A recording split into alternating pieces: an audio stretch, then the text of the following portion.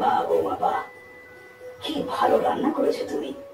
তোমার হাতে রান্না খেয়ে আমার রাকেশের মায়ের কথা মনে পড়ে গেল। উনি তো ডাল এইরকমই সামলাতেন।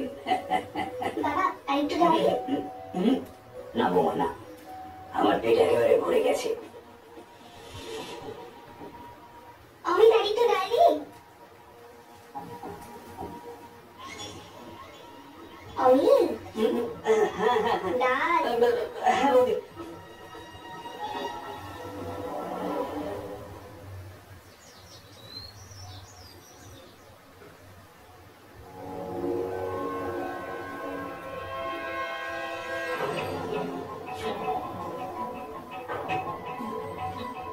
এই মনটা নিজে পড়াশোনার দিকে দাও।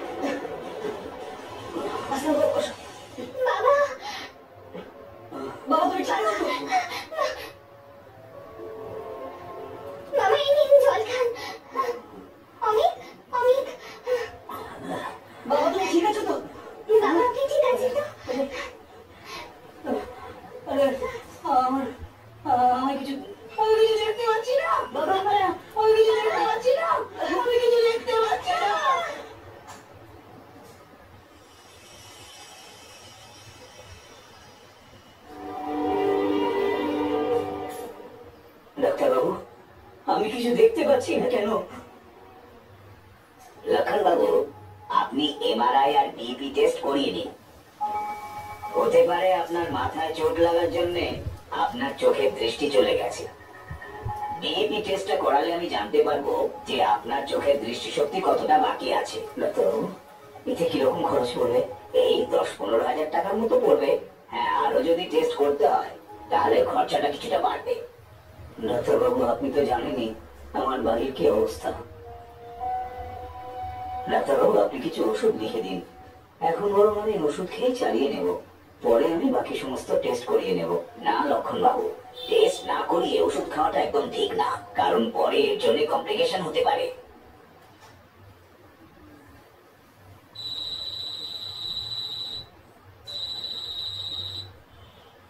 হ্যালো হ্যালো রাকেশ, আজ বাবা সিঁড়ি থেকে পড়ে গেছেন। কি করে? এখন ডক্টর ওনাকে দেখছেন, ওনার মাথায় চোট পেয়েছেন আর উনি কিছু দেখতেও পাচ্ছেন না। কবিতা, তুমি বাবার খেয়াল রাখো। আমি অরোরা স্যারের সঙ্গে কথা বলে আজই ওখানে পৌঁছচ্ছি। ঠিক আছে, তুমি তাড়াতাড়ি চলে এসো।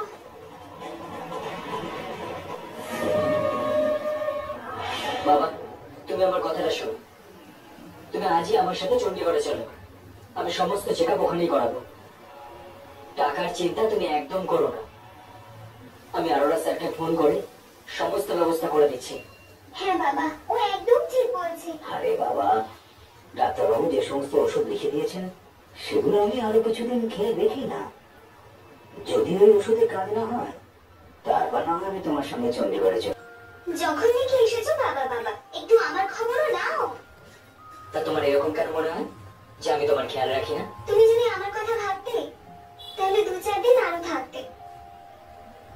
আরে কবিতা, এখন আমার দেরি হয়ে যাচ্ছে। এই অভিযোগগুলো পরে করে নিও। দেখো, আমি গ্যারেজে বলে এসেছি যে বাবাকে দেখেই খুব তাড়াতাড়ি ফিরে আসবো। প্লিজ এরকম করো না, আমার বাসের টাইম হয়ে গেছে। না, আমি তোমাকে যেতে দেবো না। দাদা, অটো এসে গেছে। হ্যাঁ, আসছি। প্লিজ কবিতা, একটু বোঝার চেষ্টা করো আর নিজের খেয়াল রেখো।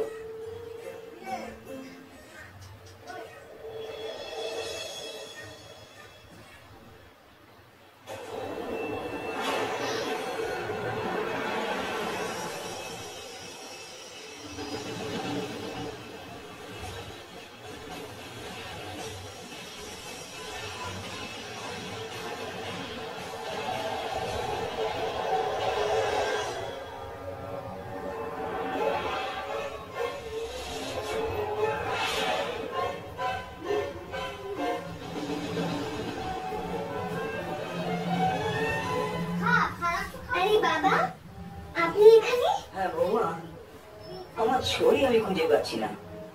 অনেকক্ষণ ধরে খুঁজছি আমি, তোমাকে আমি ডাকলাম কিন্তু তুমি সাড়া দিলে না। ভাবলাম আমি বরং খুঁজে দেখি। আরে বাবা, আপনিও না লাঠিটা যেখানে সেখানে ভুলে আসেন। আজ সকালেই আপনি হলে ফেলে রেখেছিলেন, তাই আমি ঠিক করে রেখে দিয়েছিলাম। এই নিন বাবা। আচ্ছা বাবা দাঁড়ান, আমি ছেড়ে আসছি। আর বাবা, এরপরে যদি কোথাও যেতে হয় বিনা সাহায্যে কোথাও যাবেন না। আসুন বাবা, আমি আপনাকে ছেড়ে আসছি। আসুন।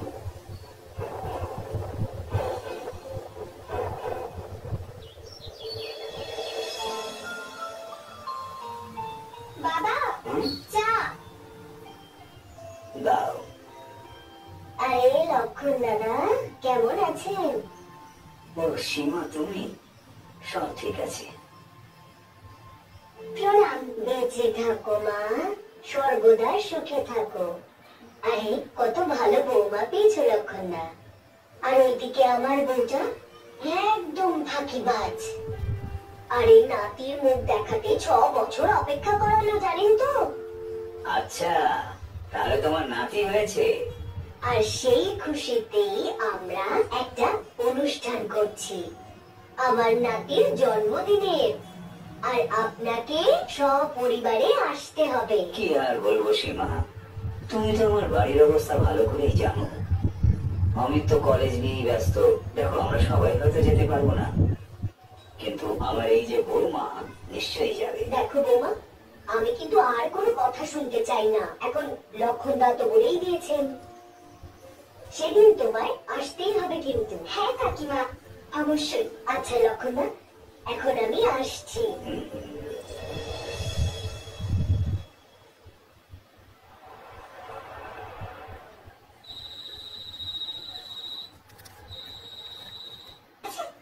কবিতা, তুমি তো জানোই যে বাবার চিকিৎসার জন্য কত খরচ হচ্ছে। আর বাবার চোখটা যদি ঠিক না হয় তাহলে আবার চেক আপ করাতে হবে। কোথা থেকে পাবো আমি এত টাকা? আর কিছুদিন ওয়েট করো, আমি তোমার জন্য খুব সুন্দর একটা শাড়ি নিয়ে আসবো। এতদিন পর তোমার কাছে কিছু একটা চাইলাম, তুমি সেটাতেও না বললে। হ্যালো বৌমা, হ্যাঁ বাবা। আমার আমার ঘরে একটু পৌঁছে দাও না। হ্যাঁ বাবা।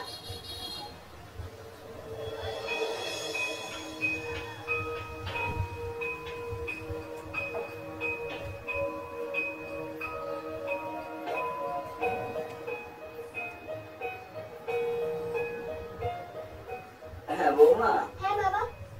ওই আমার খাটের নিচে একটা কাঠের বাক্স আছে, ওটা একটু তুলে নিয়ে এসো। বৌমা, খোলো এটা। হ্যাঁ বাবা।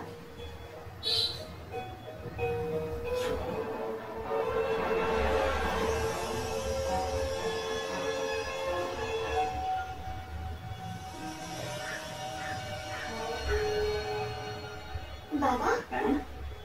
এতগুলো টাকা আর এত গয়না, এগুলো এলো কোত্থেকে? আরে বৌমা, বছর আগে আমি জমি বিক্রি করে এই টাকাগুলো পেয়েছিলাম। ভেবেছিলাম বুড়ো বয়সে কাজে লাগবে, কিন্তু আমি এটা ভুলে গিয়েছিলাম যে যার এত ভালো ছেলে রয়েছে আর যার এত ভালো বৌমা রয়েছে, তার বুড়ো বয়সে কিসের চিন্তা। হ্যাঁ বৌমা, তুমি ভালো ভালো শাড়ি কিনে নাও, সেই সঙ্গে পায়ের নুপুর কেনো, গয়নাঘাটি কেনো, আর তোমার যা মন চায় কিনে নাও, ঠিক আছে বৌমা? আরে কবিতা, বিয়ে কবে হলো তোমার? কিছু মাস আগেই হয়েছে। আচ্ছা কাকু, কিছু ভালো শাড়ি দেখাও তো। আজ ওকে শুধু দরদামি করবে? তুমি দামের চিন্তা করো না, মেটেরিয়ালটা কত ভালো হয়। হ্যাঁ হ্যাঁ, এইক্ষুনি দেখাচ্ছি।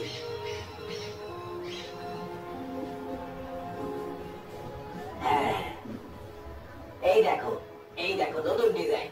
এটা পরলে খুব ভালো দেখাবে তোমাকে। এটা প্যাক করে দাও। কত দাম এটা? 2500। ঠিক আছে। হ্যাঁ,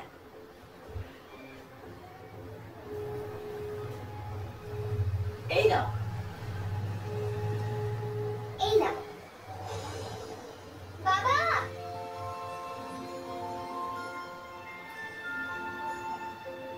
বাবা দেখুন না আজ আমি কি কি কিনে এনেছি। এই দেখুন বাবা, এই দেখুন এই শাড়িটা। আর দেখুন দেখুন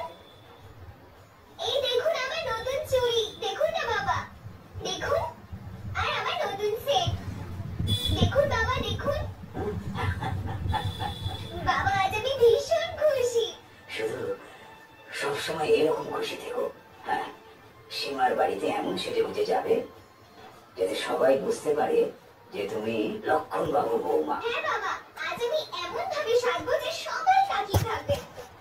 বাড়িতে ফিরে গিয়ে না মাকে যে এর বিরুদ্ধে প্রতিবাদ।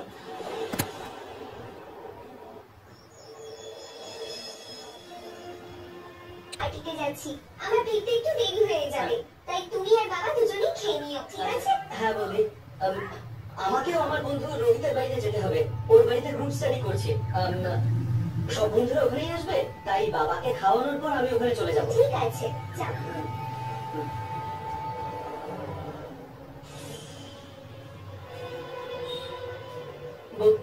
বৌদি, যদি তুমি বলো তো আমি তোমাকে বাইকে ছেড়ে দিয়ে আসি। আরে না না, সীমা কাকিমার ওখান থেকে গাড়ি আসবে, উনি হল অব্দি ছেড়ে দেবেন, তুমি বরং চলে যাও, কেমন? ঠিক আছে। ঠিক আছে।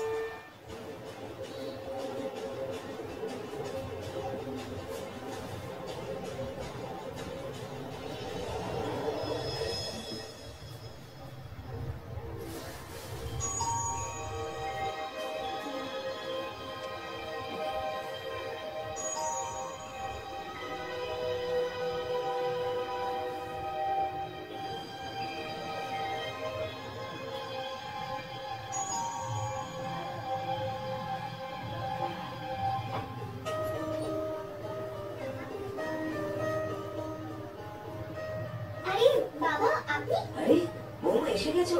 হ্যাঁ বাবা, আপনি এত রাত পর্যন্ত আমার জন্য লেগে আছেন? কি করবো, সীমা কাকিমা আসতেও দিচ্ছিলেন না। কোনো ব্যাপার নয় বৌমা, কোনো ব্যাপার নয়। আচ্ছা, আপনি খাবার খেয়ে নিয়েছেন? হ্যাঁ, খাবার তো খেয়ে নিয়েছি, কিন্তু ওষুধটা খাইনি। আসুন, আপনার ঘর এসে গেছে।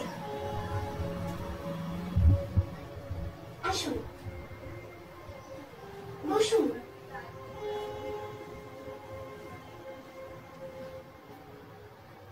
ঠিক করে বসুন।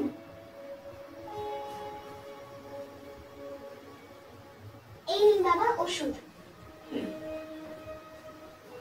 এই যে জল, খেয়ে নিন।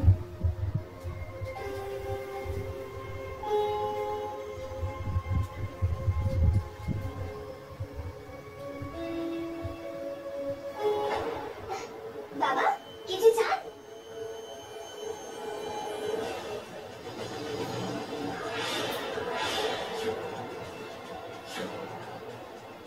বাবা, আপনি দেখতে পাচ্ছেন? বাবা, আপনি অন্ধ নন?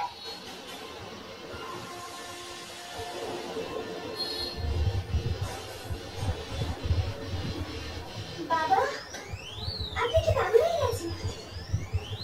পাগল তো আমি সেদিনই হয়েছিলাম, যেদিন আমি তোমায় প্রথম দেখেছিলাম।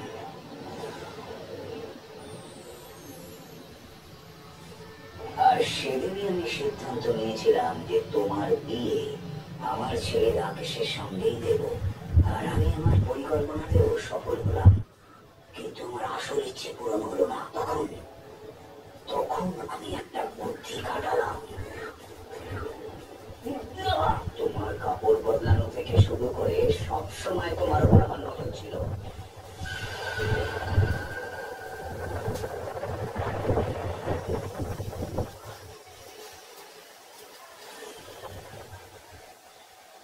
ব্যাস, শুধু সুযোগের অপেক্ষায় ছিলাম কবিতা। এই বাড়ি, এই সম্পত্তি, টাকা পয়সা সবকিছু তোমার কবিতা।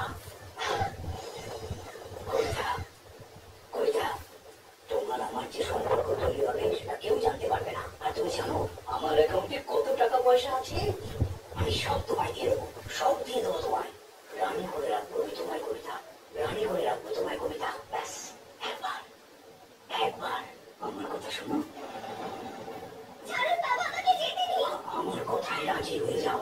রাকেশের জন্য তুমি কতদিন অপেক্ষা করবে? আরে ও কত মাস বাদে বাড়িতে আসে, আর একজন বিবাহিত মেয়ের স্বামীকে ছেড়ে থাকার কষ্টটা আমি খুব ভালো করে বুঝতে পারি। কবিতা, কবিতা, কেউ জানতেও পারবে না যে তোমার আমার মধ্যে কি সম্পর্ক আছে। আমার সব সম্পত্তি আমি তোমার নামে করে দেবো।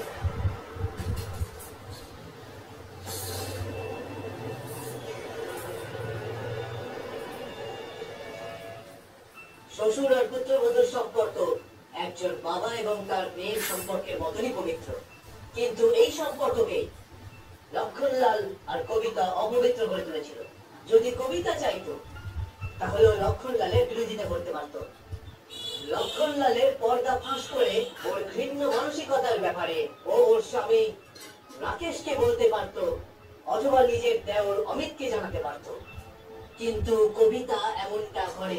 কবিতা একজন সুযোগ সন্ধানী মেয়ে ছিল। ও এটা খুব ভালো করেই বুঝতে পেরেছিল সে রাকেশের কম উপার্জনে নিজের চাহিদা কোনো মতেই পূরণ করতে পারবে না। সেই জন্য কবিতা তার সমস্ত লজ্জা সরম জলাঞ্জলি দিয়ে লক্ষণলালের সঙ্গ দেওয়াই উচিত বলে মনে করল। অমিত, তাড়াতাড়ি এসো। হ্যাঁ বৌদি। বাহ, আলুর পরোটা। হ্যাঁ, বাবা ভালোবাসেন তো। হ্যাঁ।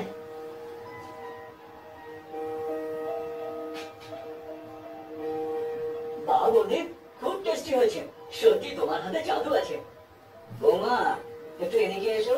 হ্যাঁ হ্যাঁ, তুমি খাও, আমি দেখছি।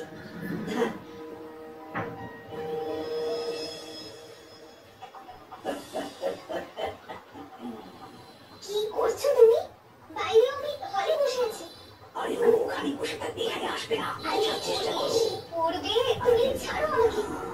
বৌদি, আমি কলেজে যাচ্ছি। ঠিক আছে। দেখলে তো, চলে গেছে না?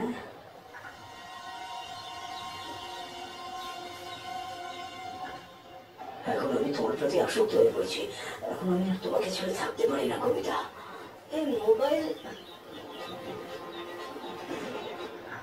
আমিও তোমাকে ছাড়া থাকতে পারছি না। কি করে বলি রাতগুলো কিভাবে কাটে। বৌদি, ওই ওষুধটা আমার দাও তো। বৌদি তুমি এদিকে আর ওদিকে কিচেনে কিছু একটা করছে। হ্যাঁ হ্যাঁ, আমি যাচ্ছি। আচ্ছা। এই যে। আরে বাবা, আমি আসছি। হ্যাঁ হ্যাঁ হ্যাঁ বাবা, তুমি এসো।